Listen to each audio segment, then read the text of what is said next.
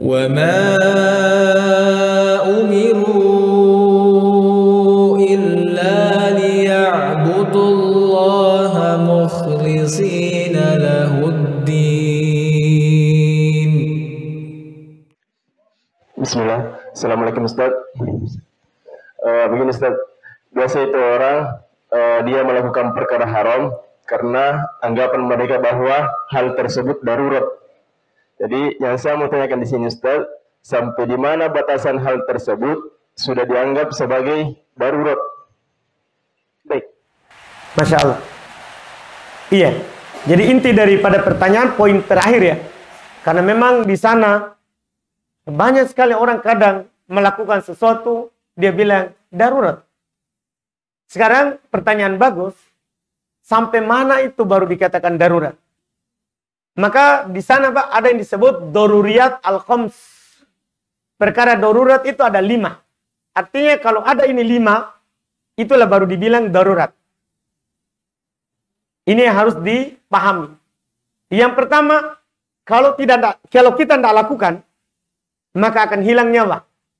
Maka darurat kita lakukan. Saya ulangi, yang pertama, kalau kita tidak lakukan, akan hilang nyawa. Maka darurat. Contoh, misalnya,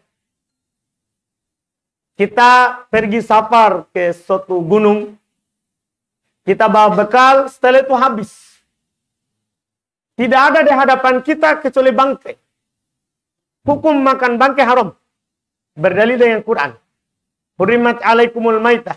Haram bagi kalian bangkai. Tapi darurat. Kalau kita tidak makan, kita akan mati. Hilang nyawa. Maka ad-daruratu tubihul mahdurat. Darurat itu membolehkan yang tidak boleh. Boleh kita makan sekadar yang menopang kehidupan kita. Itu yang pertama. Yang kedua, kalau kita tidak lakukan, akan hilang akal. Akan hilang akal. Ini kita lakukan karena darurat. Menjaga akal wajib. Menjaga akal wajib. Ini yang kedua. Yang ketiga, kalau kita tidak lakukan akan hilang harta. Darurat kita lakukan. Kalau menjaga akal tadi banyak perkara. Banyak hal. Iya, bisa kita praktekkan dan contohkan banyak perkara dalam kehidupan kita, hal-hal yang akan menghilangkan akal. Kalau tidak dilakukan akan hilang akal. Akan hilang akal. Maka kita lakukan untuk menjaga akal, boleh. Yang ketiga tadi, menjaga harta. Contoh begini. Ada orang datang merampok, membegal kita. Iya. Membunuh seorang muslim, menyakiti seorang muslim, haram. Haram. Tapi, darurat kita jaga harta kita. Maka siapa yang menjaga hartanya sampai dia membunuh itu orang yang datang begal, dia tidak dianggap berdosa. Karena darurat. Bahkan kalau dia terbunuh karena menjaga harta, mati syahid. Kata Nabi SAW, man kutila duna malihi huwa syahid. Siapa yang dibunuh karena menjaga hartanya, maka dia mati syahid.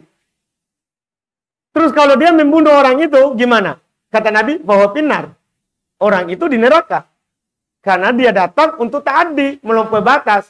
Dia ini melindungi diri, melindungi harta. Ketiga. Kemudian yang keempat. Kalau contoh tadi banyak juga ya, contoh lain ya. Di samping itu. Saya pernah dapat seorang teman bertanya kepada seorang syekh. Kebetulan waktu itu anak lagi temani syekhnya. Dia bilang, syekh, saya punya harta. Tapi ada sengketanya. Ada yang mengaku itu punyanya juga. Kalau ini sudah naik di pengadilan. Kalau dia orangnya, dia sogok. Kalau saya juga tidak kasih uang, maka saya akan kalah pasti. Padahal itu harta saya. Kata saya, kasih saja uang supaya terjaga hartamu. Kasih saja uang supaya terjaga hartamu. Kalau itu memang hakmu. Padahal menyogok apa hukumnya? Haram. Dimaklumi itu dalam agama. Tapi ini darurat untuk menjaga apa? Harta. Boleh kita lakukan. Itu namanya darurat. Yang keberapa itu? Ketiga ya. Menjaga apa tadi yang pertama? nyawa, kedua akal, ketiga harta. Yang keempat, menjaga jiwa. Sudah tadi ya? Belum. Sudah yang pertama, oh iya, akal, jiwa, harta. Sekarang agama. Menjaga agama. Kalau kita tidak lakukan, maka akan rusak agama kita. Akan rusak agama kita. Akan hilang agama kita. Wajib kita jaga agama kita. Ini namanya darurat. Kalau tidak dilakukan, maka akan hilang agama. Darurat kita lakukan walaupun itu larangan. Walaupun itu adalah hal yang tidak boleh. Yang kelima, yang terakhir, menjaga kehormatan.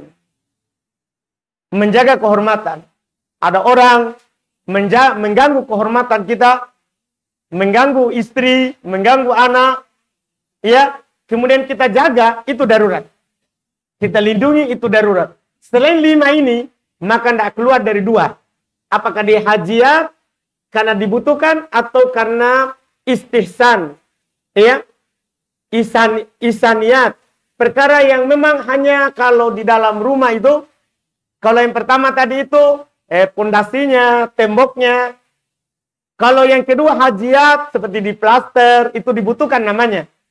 Kalau yang terakhir ya adalah tahsiniyat, hanya dekornya. Hanya dekornya, keindahan dalam rumah. Tidak boleh karena tahsiniyat kita melanggar.